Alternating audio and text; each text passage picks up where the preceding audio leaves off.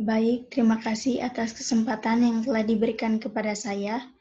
Perkenalkan, nama saya Claudia Desniariti.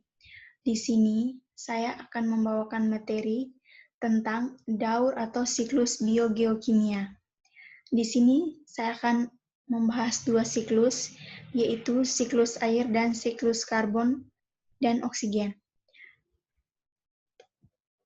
Pertama-tama, kita harus ketahui dulu pengetahuan dari daur atau siklus biogeokimia. Daur biogeokimia merupakan daur ulang air dan komponen-komponen kimia yang melibatkan peran serta dari makhluk hidup, termasuk manusia, dan juga bebatuan atau geofisik. Geokimia tersebut juga merupakan peranan penting bagi kehidupan manusia. Baik, yang pertama, daur atau siklus air. Air di atmosfer berada dalam bentuk uap air. Uap air berasal dari air di daratan dan laut yang menguap karena panas cahaya matahari. Sebagian besar uap air di atmosfer berasal dari laut karena laut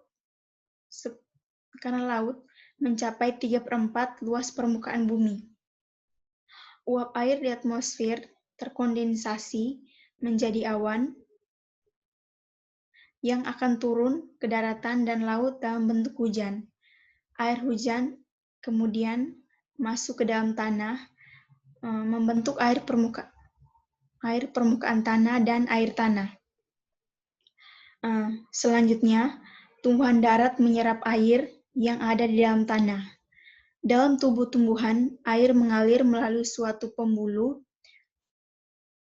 kemudian melalui transpirasi, uap air dilepaskan oleh tumbuhan ke atmosfer.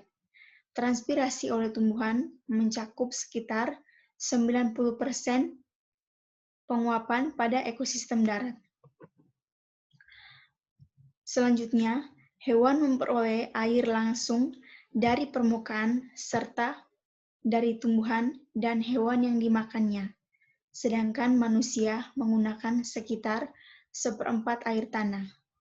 Sebagian air kemudian keluar dari tubuh hewan dan manusia dalam bentuk urin dan keringat. Air tanah dan air permukaan sebagian besar mengalir ke sungai, kemudian ke danau, dan selanjutnya menuju ke laut. Siklus ini disebut siklus panjang. Sedangkan siklus yang dimulai dengan proses transpirasi dan evapotranspirasi dari air yang terdapat di permukaan bumi, lalu diikuti oleh presipitasi atau turunnya air permukaan bumi, disebut siklus pendek. Yang kedua, daur atau siklus karbon dan oksigen. Proses timbal balik fotosintesis dan respirasi seluler bertanggung jawab besar atas perubahan dan pergerakan utama karbon. Naiknya karbon dioksida dan oksigen pada atmosfer secara musiman disebabkan oleh penurunan aktivitas fotosintetik. Dalam skala global, kembalinya CO2 dan O2 ke atmosfer melalui respirasi hampir menyeimbangkan pengeluarannya melalui fotosintesis. Akan tetapi, pembakaran kayu dan bahan bakar fosil menambahkan lebih banyak lagi CO2 ke atmosfer. Sebagai akibatnya, jumlah karbon dioksida di atmosfer meningkat. CO2 dan O2 di atmosfer juga berpindah masuk ke dalam dan keluar melalui sistem akuatik, di mana CO2 dan O2 terlibat dalam suatu keseimbangan dinamis dengan bentuk bahan anorganik lainnya.